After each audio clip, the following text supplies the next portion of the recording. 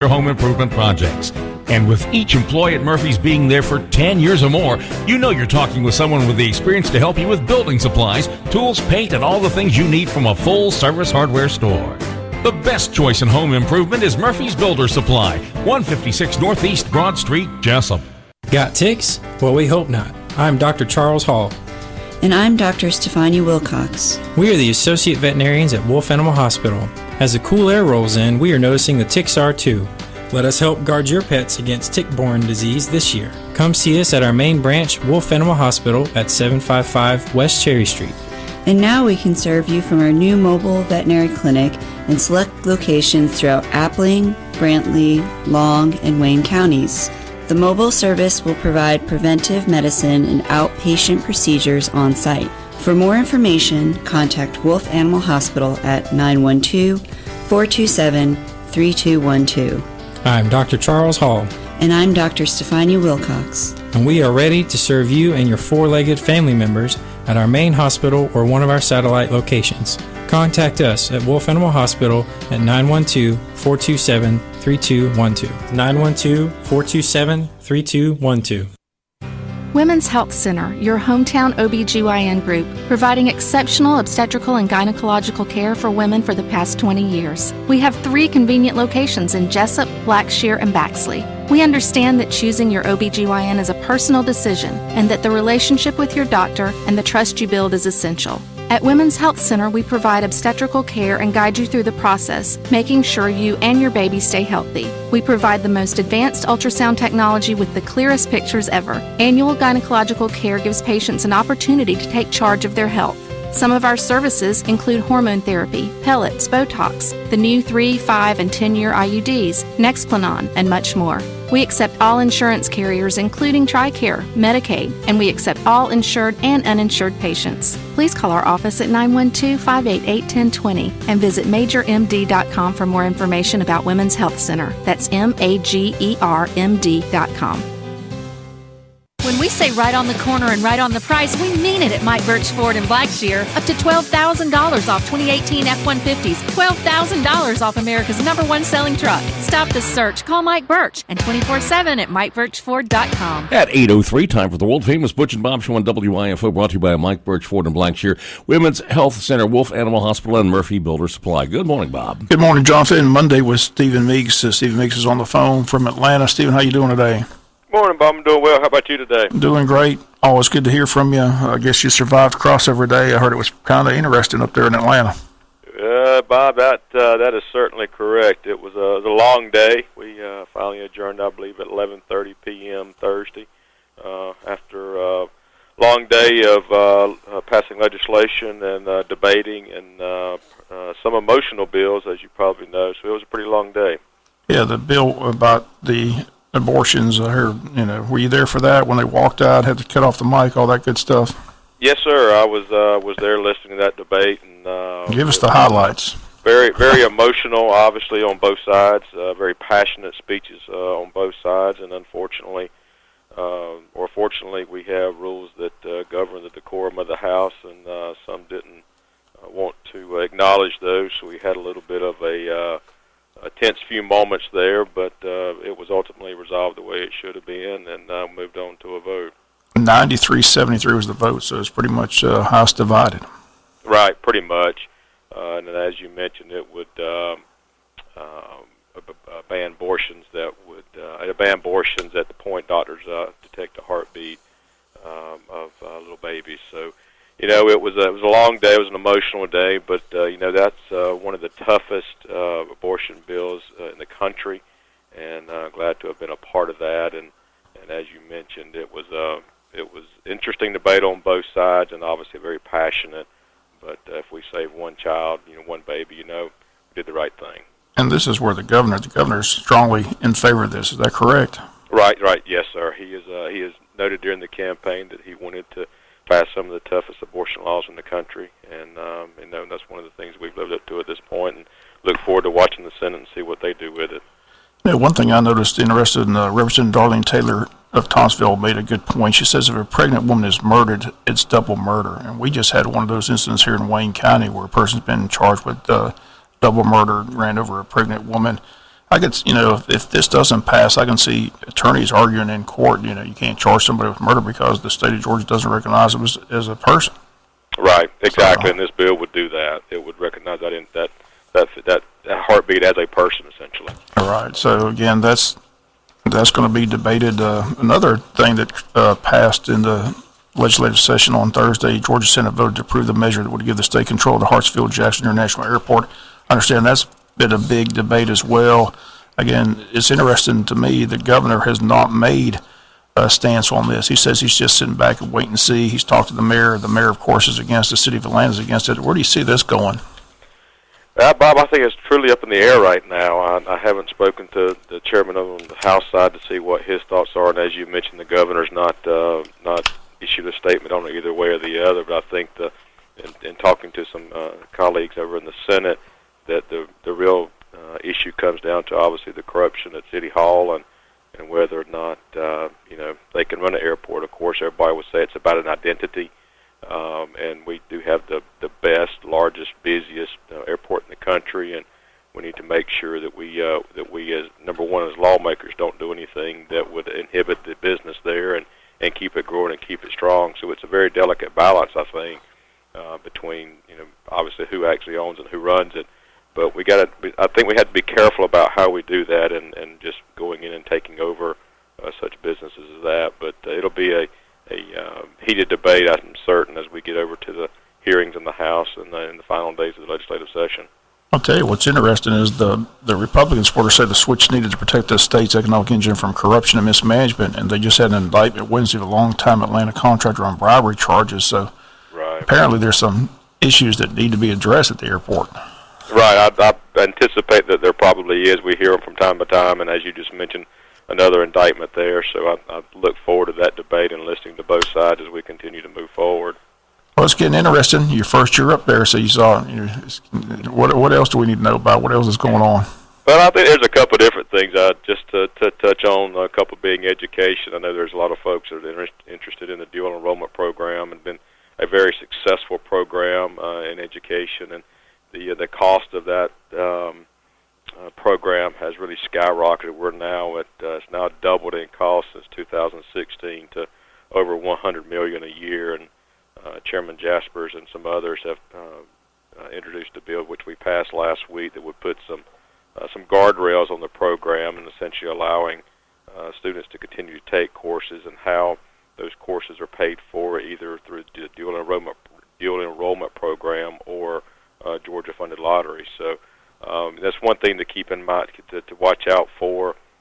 Lots of the conversation to continue on that. Burt Reeves introduced that bill and carried it, and it's good to look at that and see how we can make changes to it. Number one, to make it better, but obviously it's a hugely successful program. I think it does eliminate freshmen from taking dual enrollment programs, but as he discussed during the debate on the floor, that's something that's still up for discussion as we negotiate with the Senate should they pass the bill to see how we can continue to keep that program going. The other thing is always talked about is the formula for quality basic education to change what they consider the measures for that program, and we actually did pass a piece of legislation updating that formula. So it's a couple of good things in education. The other thing being the House Bill 198, which would have repealed CON. Well, I guess the amended version did not repeal CON, but make some changes to health care. And I think one of the things we got to remember as we continue to talk about ways to continue to improve and lower the cost for health care in rural Georgia is that we got to keep the conversation going. And while that bill did go down on Thursday, it's important that we continue to look to find ways to improve quality health care and access across rural Georgia where many are not. We're fortunate in Wayne County to have a great hospital, and I think it's important that we continue to have that conversation and look for ways to provide that for others in rural Georgia. If you're just joining us, it's Monday with Stephen Meeks. Stephen Meeks, State Representative up in Atlanta, with us here every Monday. So give us where we stand. Crossover Day took place Thursday. how many more days in the session? What happens now that they've crossed over? The other house votes on it, and then if they both vote on it, it goes to the governor's desk for approval. Is that how that works? Right, essentially, yes, sir. 10 more days to go in the legislative session. We will have a couple of committee work days, obviously, with what happens. The bills that we pass will now go to the Senate. The Senate bills will now come to the House, be referred to committees over here, and committee work. We have a couple of committee work days where we will hear those testimony on those pieces of legislation and then act on them one way or the other. And bills that do pass, for instance, the Senate bills that do pass the House, if there's any changes, they'll go to a conference committee to work out the differences, and then both houses will have to pass them again. If there are no changes, the respective body can pass the legislation, and then it will go to the governor for his signature. So still a lot of work to be done in the next 10 days to go. A lot of interest, as you mentioned, in the airport legislation, but a lot of things to do. A lot of good work we need to finish up before we get out of here over the next 10 days. And when we had the exit issues, the big topic was broadband, but it's kind of been quiet statewide. Where do we stand on that? What's going on there? The House has passed legislation that would help address that issue. We have other pieces of legislation that has cropped up that we've had to deal with, particularly for the EMCs and their ability to provide broadband for in rural Georgia. The House passed that. I don't know the Senate has passed that piece of legislation or not, to be honest with you. But we had some other small issues we had to work through for that as well. One being a right-of-way issue for the EMCs. The House has also passed that piece of legislation. So we're taking baby steps in getting there and making sure that we can do that. So we look forward to continuing to work toward that ultimate goal of making sure we can provide broadband to the residents of rural Georgia. We ask this all the time. Any update on the traffic light here in Wayne County? Not yet, no, sir. we continue to have conversations, continue to work to see how we can address that issue, but I don't have any update at this point. Okay. Are we missing anything? What else do we need to know? I think that's pretty much covers it. Although one piece of legislation we did pass last week was providing for recess for kids in elementary school, 1 through, I think it's grades of kindergarten through 5. So again, trying to get kids out and moving around to address some of the other issues we have and with obesity and others. So it's one of the good things I think that we've done in trying to get kids out moving again. Well, like I said, you got 10 days left. When you leave this session, what's going to stay with you? Any lasting memory? Well, I think a couple of things. I had my first bill on crossover day.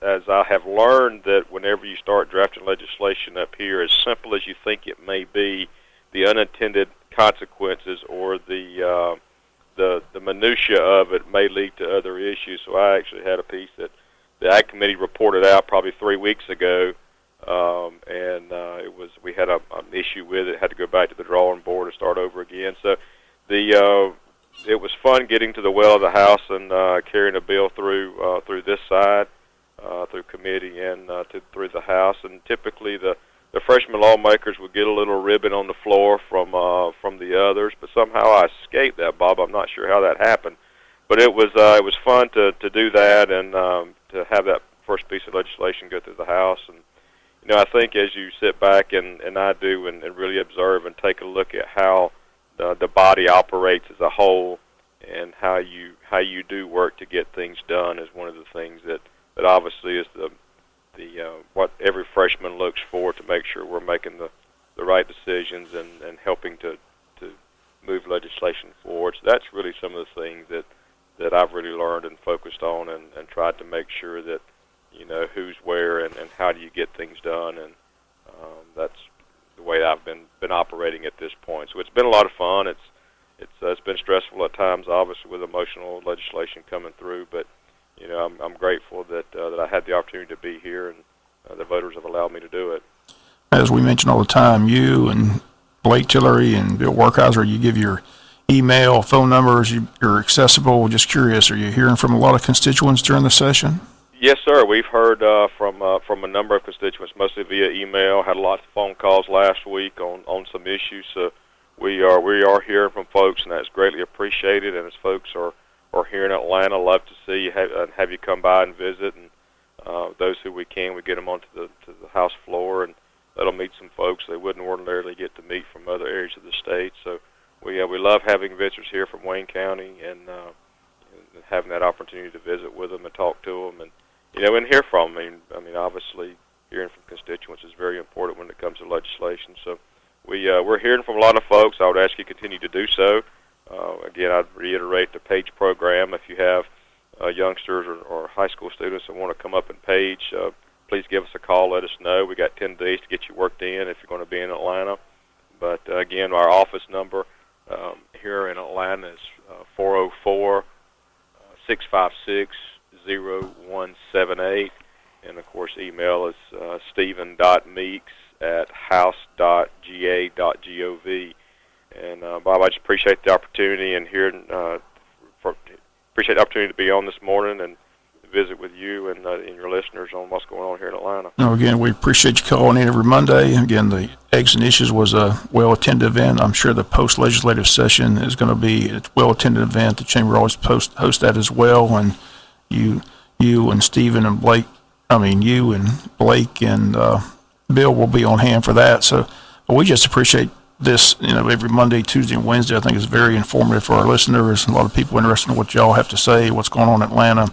And we just appreciate you calling and keeping us up to date with what is happening up there in Atlanta. Well, thank you, and again, appreciate the opportunity, and thanks for what you guys do there in the community.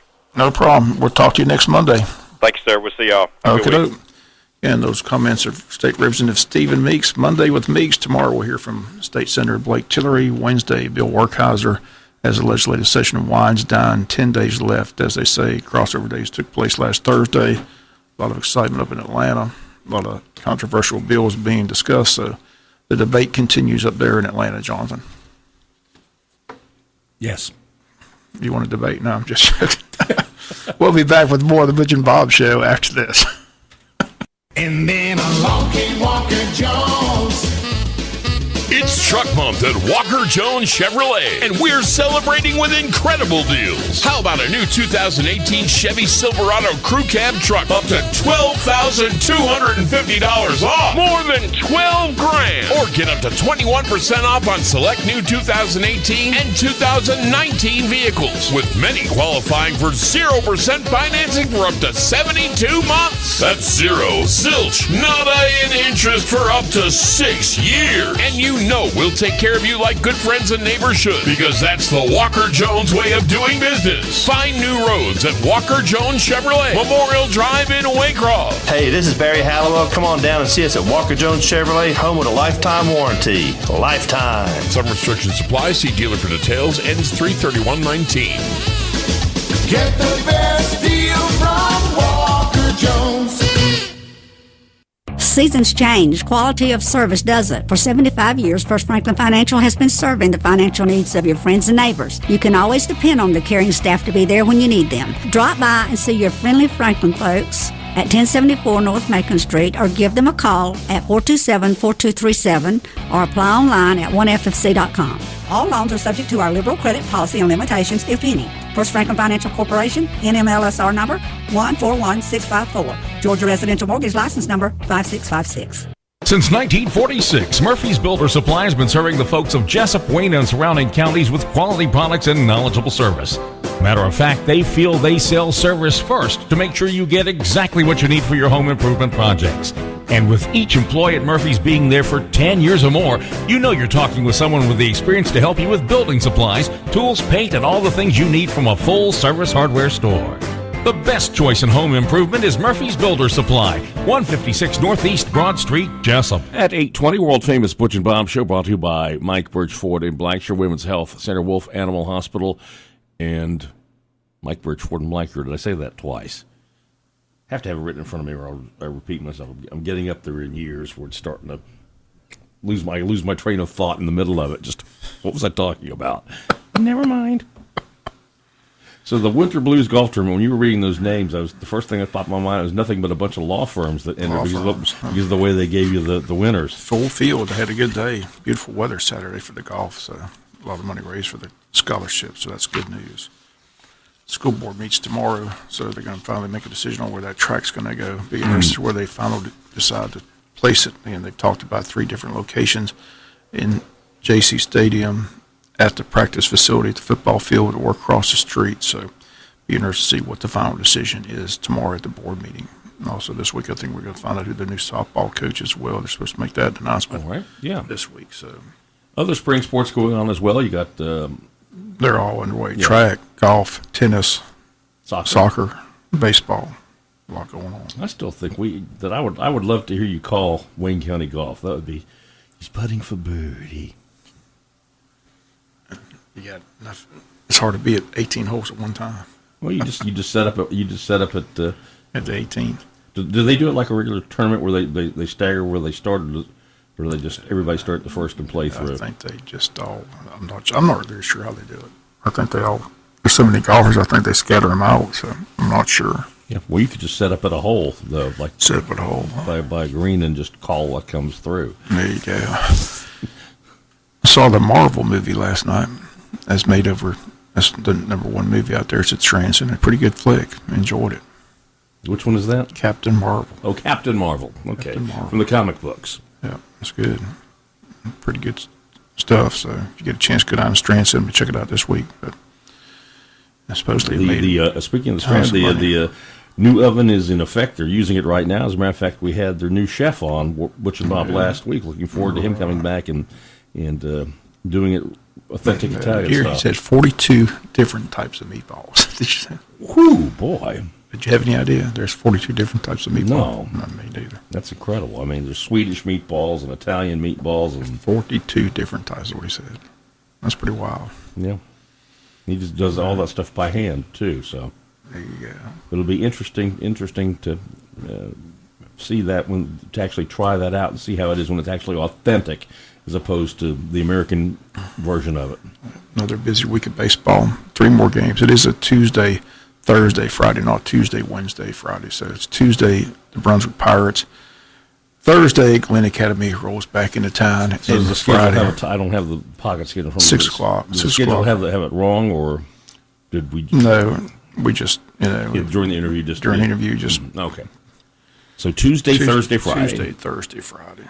It's Glen, Richmond Hill, and Brunswick on Tuesday, Glen Academy Thursday, Richmond Hill on Friday. Any idea? And a week from today, the region schedule kicks in. Statesboro comes to town. So are we going to make that Effingham game up? Or I'm sure we are. They just haven't set the date yet. As soon as we get a makeup date, we'll let you know. But the region schedule goes Monday, Wednesday, Friday. Kicks in next week. Monday and Friday of next week, we'll be at home against Statesboro. And then Wednesday, we take the trip to Statesboro, take on the Blue Devils. So isn't this year the year where it's back in our favor? We're home more than away for the region? I think we're home more than away on region, yeah. But we got most of the series 2 out of 3 at home, so that's good news. So. And I did see there's one of the New Hampstead games is at 7 o'clock. Right. I saw that as well. I guess they must have a JV game that day as well. They have their own field now at New Hampstead. Apparently so. This will be the first time we go down there for a game. Normally we play all 3 games here, so be interested to see what kind of facility they have at New Hampstead. The New Hampstead team has actually become not necessarily a force, but they're competitive in our region now. When they first opened up, they were a doormat for everybody. It seems like in a lot of the sports, though, they're becoming competitive. Yeah. I haven't seen them competitive in baseball yet. They were awful last year. Yeah. Me and you and several others could have beat them. I still remember, what was it? Was it Beach when we used to play at Daffin Park. In Daffin Park, and you had the guy across the street. Across the road, won the balls. Hit the ball, it's mine, into the bucket, it went. That's right. He got a lot of them back then. No fence. No lights either. They used to call some games, didn't they, due to darkness? Due to darkness. That was aggravating. Yeah. Oh, man. That's a lot. That seems like a lifetime ago when you look at how advanced high school sports has become. Come a long way. Yes, it has. All right, anything else we need? I tell you what, let's take a break here and we'll come back and put a lid on the world famous Butch and Bob Show. Good morning at 8:25 on this Monday morning. Got ticks? Well, we hope not. I'm Dr. Charles Hall. And I'm Dr. Stefania Wilcox. We are the associate veterinarians at Wolf Animal Hospital. As the cool air rolls in, we are noticing the ticks are too. Let us help guard your pets against tick-borne disease this year. Come see us at our main branch, Wolf Animal Hospital at 755 West Cherry Street.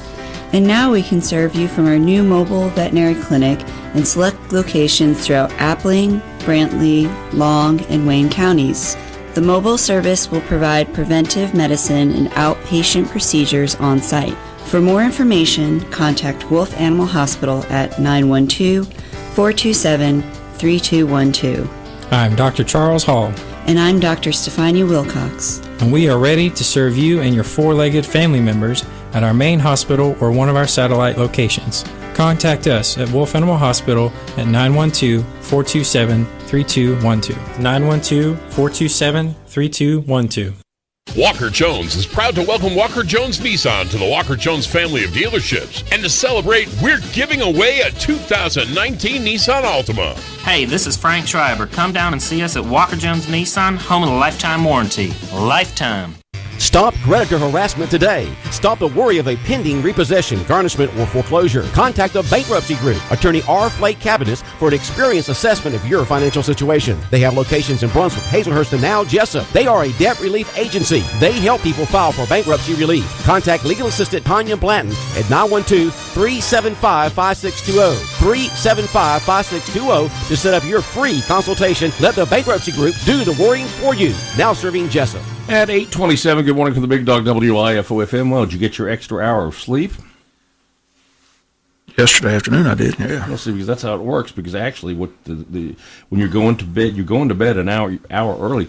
Your body thinks it's an hour early. I know you like this time, but I did not like losing an hour of sleep. You gain an hour of sleep because you go into bed earlier than your body thinks it is, and if you're smart, you also go to bed an extra hour. I lost an hour of sleep. You sprung forward. What are you talking about? How do you feel? All right. If you normally go to bed at 11, correct? Yeah, that means it's already 12. No, if you go to bed at 11 on daylight saving time, your about? body thinks it's 10 because it's actually 10 for your body, so you're getting an extra hour of sleep because you're going to bed an hour early as far as your body's concerned. You've lost your mind. Your logic's just totally out of whack. We lost an hour of sleep, so I had to gain it back in the afternoon. Okay, so you gained an hour of sleep. You just said you did. I caught it back up. All right. I do like this time of year, though. I wish they'd just leave it like it is. And the reason is but there's so many. Don't tell me I gained an hour of sleep when I lost an hour of sleep. I mean, there are places though. If you go up the East Coast when you're on daylight saving time, when you get to the shortest days of the year, you have light between maybe 9:30 in the morning and about 4:30 in the afternoon in some places. I don't think I can deal with that. I just like to stay daylight longer. Yes. Yeah, that'd be good. So well, then what we should do is we should put it ahead an hour in the spring and an hour ahead in the fall, and just just work your way around. But I did feel losing that hour of sleep yesterday, so I had to make sure I took me a nap to get it back. Okie doke. All right. Anything else we need to go over here? I think we're good. All right. Like I said, tomorrow we'll hear from State Senator Blake Tillery, and then Wednesday Bill Workhauser. All right, have a great day. The world-famous Butch and Bob Show. Thank you, Bob. World-famous Butch and Bob Show brought to you by Mike Birch, Ford of Blackshear, Women's Health Center, Murphy Builder Supply, and Wolf Animal Hospital. Let's get a quick update from Fox News Radio at 8:29. Good morning from WIFO. They have found the black boxes.